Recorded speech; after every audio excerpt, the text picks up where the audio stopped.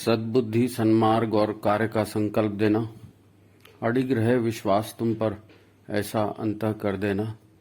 मेरे हृदय में आने में तुम्हें कोई संकोच न हो।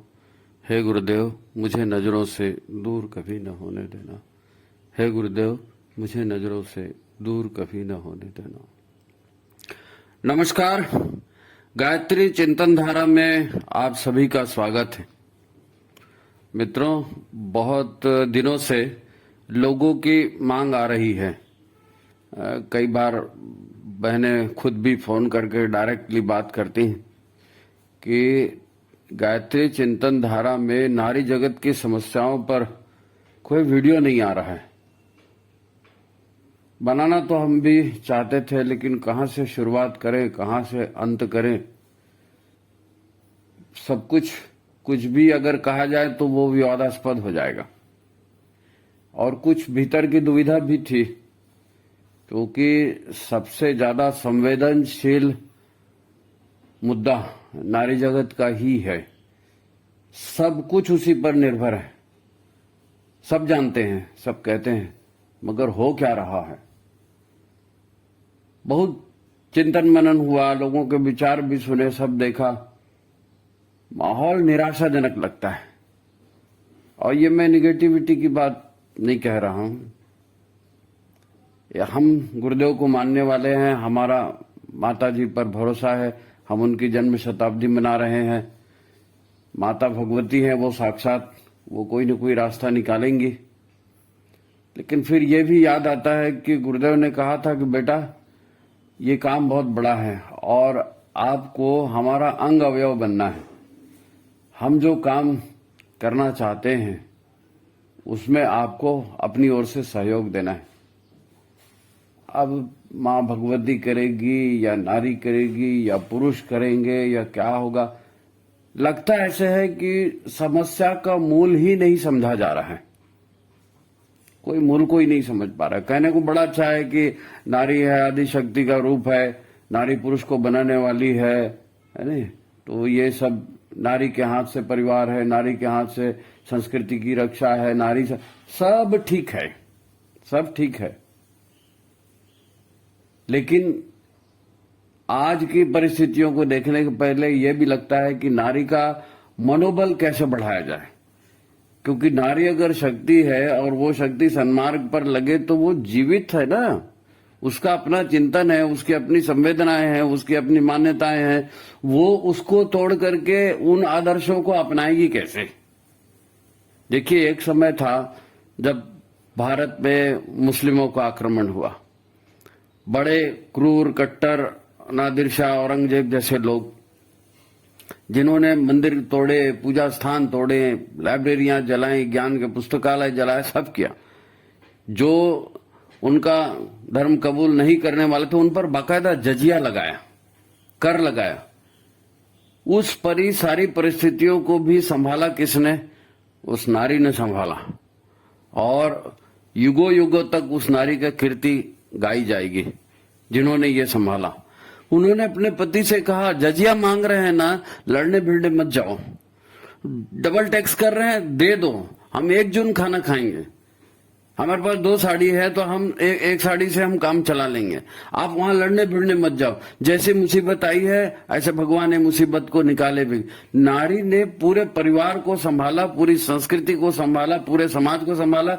आज के नारी को देखो, अंग उघाड़ के दिखाने की फैशन है। और उस समय की नारी ने, बेचारी ने अपने आप को घूंघट में डाला। उसने खुद के घूंघट में डाला, खुद दब के रही, आधा जून खाई, आधे कपड़े पहनी, और उसने धर्म और संस्कृति को बचाया, शिवाजी को पैदा किया, महाराणा प्रताप को पैदा किया। ये सारी कथा हम जानते। क्या बलिदान था उस नारी का, क्या ताकत उन्होंने दिखाई थी। अब वो नारी का स्तर है, उसको निर्माणी हम कहेंगे। उन्होंने निर्माण किया, उन्होंने संरक्षण किया, वो आदिशक्ति के अवतार थी। अब सारी सिचुएशन बदल गई है, अब तो सारा माहौल बदल गया है। हम कहते जरूर है कि भाई नारी कल्याणी है, नारी है, लेकिन नारी को ये मालूम है क्या? नारी के सामने ये आदर्श है क्या? आप वो सावित्री, सती और मदालसा और इसके उदाहरण देंगे, उसको बेचारी को मालूम ही नहीं कौन है। वो तो ऐश्वर्या राय और दीपिका पादुकोण से आगे निकलती ही नहीं है। उसको क्या मालूम है? आप देखिए, सारा घर परिवार वो आज भी चला रही है, पहले भी चलाती थी, आज भी चला रही है। आज भी जितने बड़े बड़े पुरुष महापुरुष हैं, सब घर में किसी की चलती है क्या? किसी के घर में नहीं चलती, घर में नारी की ही चलती है। अब हमको दिख रहा है कि पुरुष चोरी कर रहा है, पुरुष बलात्कार कर रहा है, पुरुष डकैती कर रहा है। ये जितने दुनिया भर के घटिया कर्म होते हैं, सारे कर्म पुरुष ही करता है। कोई नारी करती है? कहीं रेप करने गई, कहीं डकैती डालने गई, ऐसा नहीं होता है, पुरुष ही करता है। तो फिर इस पुरुष को बनाने वाला कौन है? इस पुरुष को यहां तक ढील दे करके इस तरह का बनाने, नारी अगर सृजन की देवी है, सृजन कर रही है, तो ये सृजन किसका है? इस पर क्यों नहीं चिंतन होता? इस पर चिंतन क्यों नहीं होता? लोगों के घर से करोड़ों करोड़ों रुपए की थप्पियां निकल रही है, ढेरियां, भ्रष्टाचार सब पकड़ में आए। गुरुदेव ने कहा था, बेटा आने वाले दिनों में कोई पैसा नहीं रोक पाएगा महाकाल। अब ये महाकाल का चक्र चल रहा, निकल रहा सब भ्रष्टाचारियों का तेल। लेकिन नारी घर में होकर के इस भ्रष्टाचार को कबूल कैसे करती है? उसकी कंपटीशन रहती है, उसकी साड़ी मेरी साड़ी से सफेद कैसे, उसने ये पहना, उसने ये लिया, उसने ये लिया, नहीं, समाज में ये करना ही पड़ेगा, नहीं शादी में तो ये करना ही पड़ता है। वो जमाना गया जब सासू जो है, वो सास जो है, वो बहू पर अत्याचार करती थी। अभी तो सास के साथ बहू रहती ही नहीं है। कौन किस पर अत्याचार, बल्कि वो सास जो है वो बेचारी अकेले पड़े और चिल्लाते रहती कि कोई तो मेरी मदद करो। तो सारा इक्वेशन, सारा समाज की सारी स्थिति सब बदल चुकी है। जिस नारी से हम परिवर्तन की मांग कर रहे हैं, जिस नारी के शरण में हम जाने की बात कर रहे हैं, उस नारी में वो नारीत्व तो कितना बचा है? कितना बचा है? कौन बताएगा? प्रकृति बिगड़ गई, पर्यावरण बिगड़ गया, मिट्टी बिगड़ गई, ये बिगड़ गई, वो दूषित खान पान हो रहा है, फैशन परस्ती हो रही, सब कह रहे हैं ना। तो इसका असर नारी पर भी होता है। नारी मतलब है क्या भाई? एक बच्चा पैदा हुआ, चाहे वो बालक है चाहे बालिका है, 13-14 साल के इनोसेंट लोग होते हैं। इनको समाज में जो सिखाया जाएगा, परिवार में सिखाया जाएगा, वही तो सीखेंगे। अब इन्होंने वही सीखा, तो सैकड़ों साल से ये इस तरह के जो परिवर्तन हो रहे हैं, उसमें जो सब कुछ बिगड़ा है, उसमें सबसे ज्यादा बिगाड़ तो नारी का स्वरूप में आया है। प्रकृति के, पर्यावरण के बिगाड़ने की बात समझने की कोशिश होना चाहिए, समझने की कोशिश होनी। कौन समझने की कोशिश करेगा? यहां तो कंपटीशन लगी हुई है ना। पहले भी कंपटीशन होती थी, आज भी कंपटीशन लगी रहती है, तेरा मेरा बात होते रहती है। कौन समझेगा इन समस्याओं को? मनुष्य का जीवन, धरती का जीवन, संसार का जीवन, ये पूरा पूरा विज्ञान है, कार्य और कारण का परिणाम है यहां। अब नारी संगठन हम इतने देखते हैं, क्या हालत है नारी संगठनों की? क्या नारी संगठित है? और अगर है तो वो क्या कर रही है? अलग अलग तरह की प्रतिस्पर्धा उन्होंने रचा दी। पहले सास बहू में प्रतिस्पर्धा होती थी, भाभी और ननंद में प्रतिस्पर्धा होती थी। अभी वही लोग संगठन में चले गए, वहां प्रतिस्पर्धा होती है, तुम्हारा ये, हमारा ये सब अलग अलग, सब जगह केवल कंपटीशन हो रही। ये कोई निगेटिव वाली बात नहीं है। प्रत्यक्ष देखिए, जो नारियां काम कर रही है उनसे बात करिए, कभी उनसे बात करिए, उनके घर की हालत देखिए। जो भाषण वो नारियां मंच पर दे रही हैं, ऑनलाइन दे रही हैं, आप उनके घर में जाकर के देखिए कि क्या होता है। आप भारतीय संस्कृति की बात करेंगे, सारा तो पश्चिमी संस्कृति उन्हीं के घर में हो रही। वो कैसे कपड़े पहन रहे हैं, वो कैसे पिक्चर देख रहे हैं, वो किन सीरियल को देख रहे हैं, और उनके पास भगवान के लिए, स्वाध्याय के लिए क्या समय है? कुछ है? कुछ नहीं है। एक ऊपर से भाषण आया, उसको 25 नारियों ने सुन लिया, उसको 50 को और सुनाते जा रहे हैं। कुछ होता है? किसी के पास प्रत्यक्ष कार्य का अनुभव है क्या? कोई रोल मॉडल होना चाहिए ना, तो उसको लेके बदलेंगे। माता जी रोल मॉडल थी, अब माता जी को लेकर के जिन्होंने अपने आप को बदला होगा, वो बेचारी कितने लोग बचे हैं? वो कितने लोग बचे? बाकी लोगों ने तो देखा नहीं ना। यहां तो मनुष्य को बदलने के लिए मनुष्य का व्यवहार काम करता है। ऐसे किताबों से पढ़कर कोई आदमी बदल जाता है क्या? रोल मॉडल चाहिए भाई समाज में। और रोल मॉडल कौन देगा? नेतृत्व देगा, नेतृत्व देगा। आप जैसे आचरण करोगे, आपके नीचे के लोग वैसे ही आचरण करेंगे। गुरुदेव ने बहुत कुछ साहित्य में लिखा, नारी ने क्या करना चाहिए, युग की क्या समस्याएं हैं, उसके समाधान क्या हैं। वो बेचारे 3200 किताबें, 3500 किताबें, न जाने कितने किताबें लिख गए। अखंड ज्योति आज भी आ रही है उन्हीं के विचारों से। माता जी ने भी बहुत सारे उद्बोधन दिए हैं, उनके भी बहुत सारे उद्बोधन है, नेट में है, पुस्तकों में है। बहुत प्रयास उन्होंने किया, प्रयास बहुत किया, लेकिन जो कलयुग की धारा है, जो आसुरी प्रवृत्ति की धारा है, वो इतनी तेज है, इतनी तेज है, इतनी तेज है कि ये सारे प्रयास उसके सामने बहुत गौण पड़ते हैं। अच्छा, जब किसी से बात करो तो लोग कहते हैं हमारे हाथ का जो काम है हम उतना करेंगे भाई, हम पूरे समाज को कैसे देखें? अब समाज को, पूरे समाज को कौन देखेगा? फिर आप अपना अपना देखेंगे कि हाँ मेरे में इतना था, मेरी ये औकात थी, मैंने इतना कर दिया, हो गया काम। आपकी दृष्टि से वो हो गया काम। लेकिन हम युग निर्माण की बात करते हैं तो युग की स्थिति, युग के लिए प्लानिंग कौन बनाएगा? और युग के प्लानिंग जो बना के रखी है गुरुदेव ने, उसको इंप्लीमेंट कौन कराएगा? क्या वैसा हो रहा है? क्या लोग वैसा कर रहे हैं? आज की परिस्थितियां टोटल बदल गई, बहुत बदल गई। यहां तो 5 साल में समाज पूरा पूरा बदल जाता है। अब क्या करें? नई नई परिस्थितियां बन रही है, तो इन परिस्थितियों पर मंथन होना चाहिए। अभी परिवार की क्या स्थिति है? परिवार भी कहां बचे? माता पिता रहते हैं, एक संतान होती है, बस एक संतान, और कोई होता ही नहीं है। सारे एम्बिशन उसी के ऊपर, तू ऐसा बन जा, तू ऐसा बन जा, तू ऐसा बन जा, चूचू का मुरब्बा बन जाता है वो। और कंपटीशन अलग। वो आज ये मान्यता हो गई है कि पूजा पाठ करना है, कर दिया, जाप करना है, कर दिया, अनुष्ठान करना है, कर दिया, लेकिन रिजल्ट, परिणाम उसका क्या निकला और कुछ दिख रहा है क्या? अगर वो परिणाम नहीं दिखेगा तो आपको फॉलो कौन करेगा? आपको फॉलो कौन करेगा? भाई मैंने एक चाय की दुकान खोली, उसके साथ एक भजिया की दुकान, भजिया भी बेचने लगा, फिर उसी के साथ कचौड़ी समोसा बेचने लगा, फिर ब्रेड भी रखने लगा, मेरा धंधा अच्छा चलने लगा। पड़ोसी ने देखा इसने ऐसा ऐसा किया, इस चौक में किया, वो भी दूसरे चौक में जाके वैसे ही धंधा करने लगा। अब कोरोना के टाइम में हुआ ना, बेचारे कितने लोग बेरोजगार हो गए, लोगों को कोई रोजगार नहीं मिला, लोगों ने सब्जियां बेचना शुरू कर दी, और आज वो परमानेंट धंधा कर रहे हैं, हजारों रुपए उससे कमा रहे हैं। तो एक रोल मॉडल चाहिए आपको परिवर्तन के लिए, आदर्श चाहिए। किसको देखकर हम बदलें? दिमाग से बदलता नहीं है, साहित्य से बदलता नहीं है, संस्कार और आचरण से बदलाव आता है। तो उसके लिए रोल मॉडल चाहिए ना। अब वो रोल मॉडल दिख नहीं रहा है। क्या क्या क्या लिखे नारी जगत के बारे में? क्या क्या समस्या का समाधान नारी को? गुरुदेव माता जी की दी हुई समस्याओं पर अगर कोई काम नहीं कर रहा है तो हम एक वीडियो बना के क्या कर लेंगे?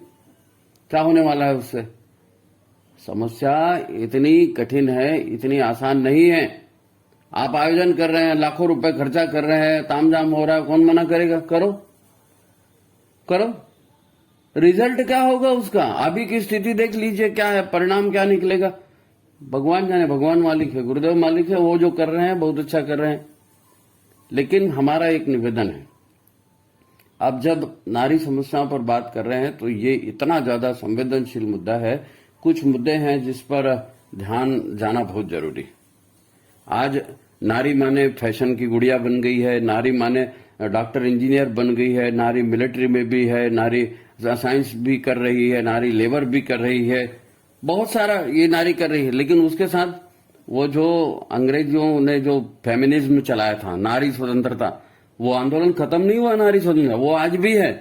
आज भी हमारे के पढ़े लिखे संभ्रांत लोग जो हैं विदेशों में जाके नौकरियां करना चाहते हैं, और विदेशों का भी उनको वो बड़ा बड़ा स्वरूप दिखता है।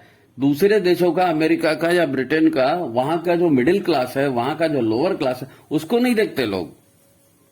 एक छोटा सा उदाहरण, अपने यहाँ कोई भी नहा धो कर निकलता है, मार्केट में जाता है, ऑफिस में जाता है, वो एक डब्बा आता है डियो, क्या बोलते हैं उसको, सुगंध रहती है, फुस फुस पूरे बॉडी पे मारते हैं, इतनी तेज गंध रहती है, डियो मार के चले। अरे भाई तू इतना बढ़िया नहाया, चंदन का साबुन लगाया, सब बढ़िया किया, फिर वो ये सब इतनी सेंट डालने क्या चालू, दिमाग और खराब हो जाता है, उसमें तेज बास आती नहीं। विदेशों में ऐसा होता है, फैशन ऐसा है, वो शाहरुख खान उसका विज्ञापन कर रहा है तो हम उसको कर रहे हैं। ये हमारा कल्चर है।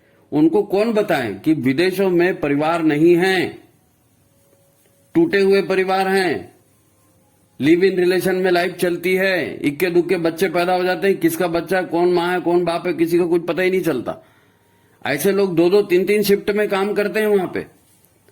उन महिलाओं को, बेचारों को कपड़े पहनने का टाइम नहीं मिलता। उन महिलाओं को बोलो कि आप साड़ी पहनो, जंपर पहनो, उनकी भी इच्छा होती होगी कि हम भी श्रृंगार करें, लेकिन उनके बेचारे के पास श्रृंगार का टाइम नहीं है। वो बेचारे हाफ पैंट पहनी, टी शर्ट पहनी, चले काम पे। और हमने उनकी मजबूरी को अपने यहां फैशन बना लिया। अब उनकी उनकी मजबूरी है, उनका परिवार नहीं चल रहा है, उनको आय इतनी नहीं हो रही है, उनको 2-2 शिफ्ट में काम करना पड़ रहा है। बेचारी वहां की महिलाएं कैसे सजेंगी, कैसे संवरेंगी? वो मॉडल में जो दिखाया जाता है, हाई हील की ये पहन लिया और वो मिडी पहन लिया और वो फलाना, ये एग्जीक्यूटिव क्लास जो ऊपर के क्लास है, जिनके पास बहुत पैसा है, ये उनको दिखाते हैं। कभी भी किसी भी मीडिया में मिडिल क्लास या लोअर क्लास को नहीं दिखाया जाता। लेकिन हमारी नारियां हैं, और भले वो कितने परिवार निर्माण पर भाषण दें, नारी स्वतंत्रता पर भाषण दें, लेकिन वो कॉन्सेप्ट उनके दिमाग से निकलता नहीं। हो गए डॉक्टर, इंजीनियर हो गए, सब हो गए, बहुत तरक्की कर ली, सब हो गया, लेकिन हमारी संस्कृति का मूल हमारी परिवार व्यवस्था है। उस परिवार व्यवस्था को बनाने का काम नारी का है, संतान की उत्पत्ति का काम नारी का है, संतान को संस्कार देने का काम नारी का, परिवार का है। नारी बनेगी, परिवार बनेगी, हम तो करते ना, आओ गढ़े संस्कारवान पीढ़ी, कितनी बड़ी बातें उसमें। लेकिन वो सारी व्यवस्था बनाना किसी 1-2 के बस की बात नहीं है।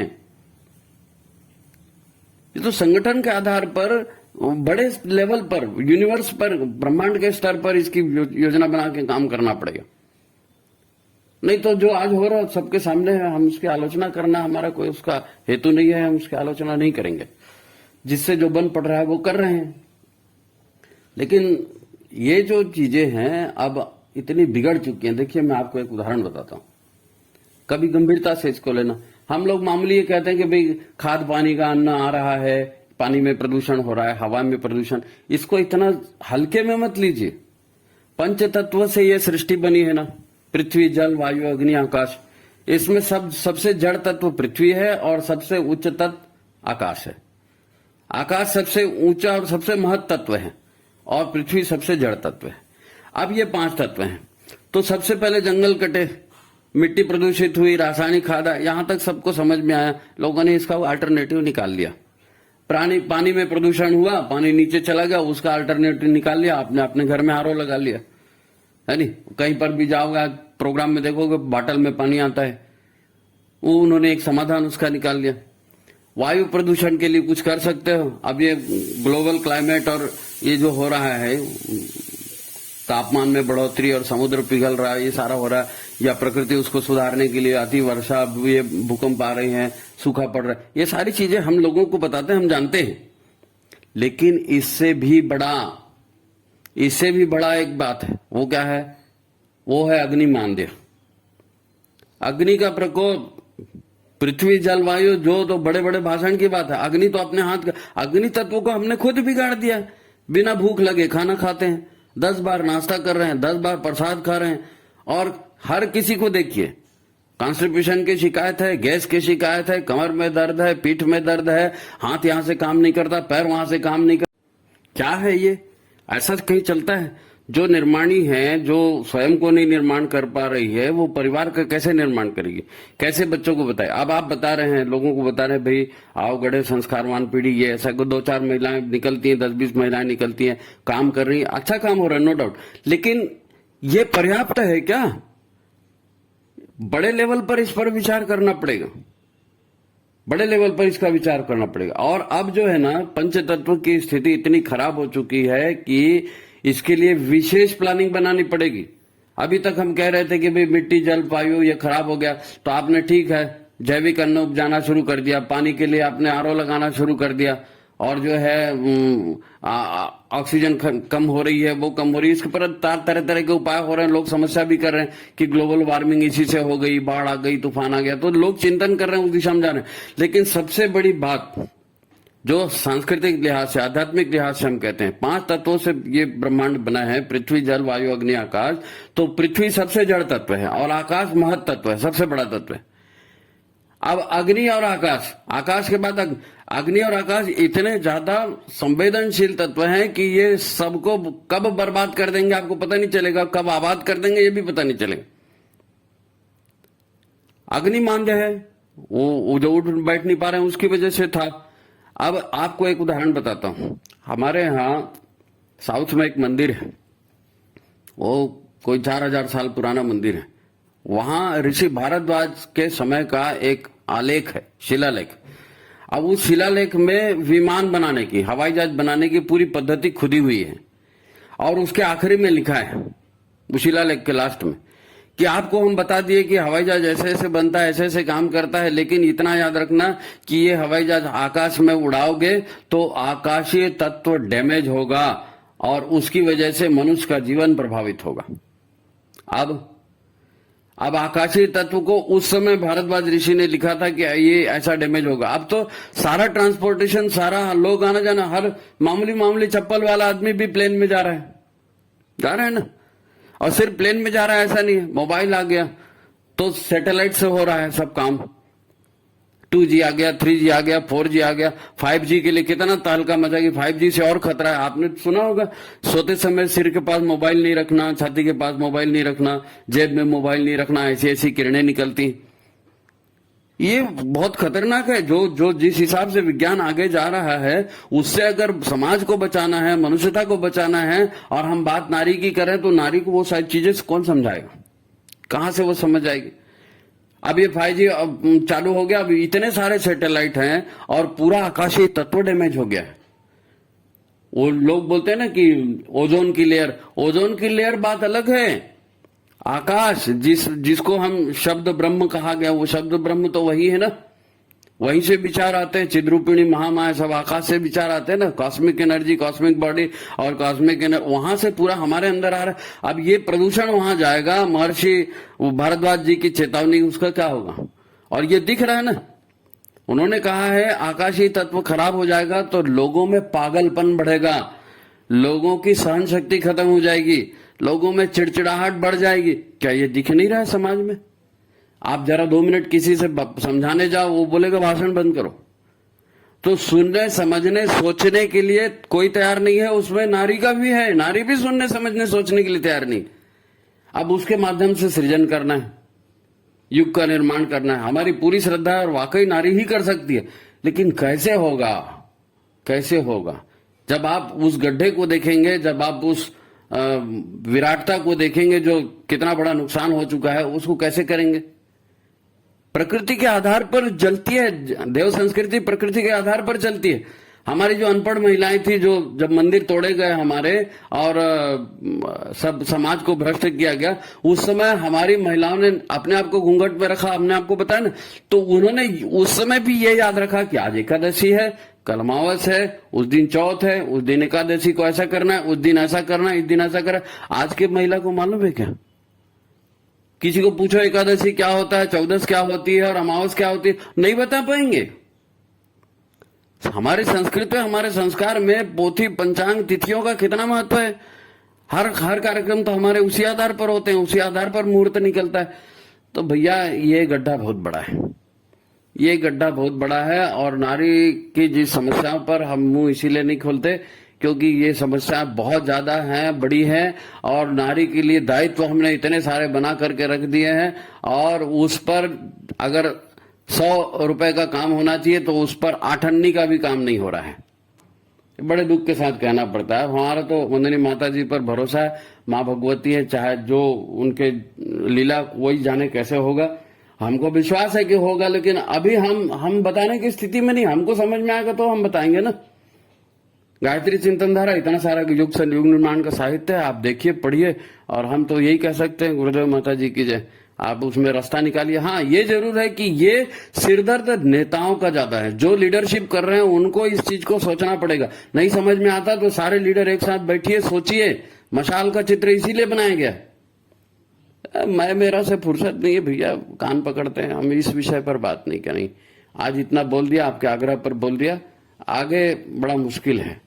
गुरुदेव माता जी पर भरोसा करिए, महाकाल हैं, कल्याण करेंगे। ठीक है, नमस्कार।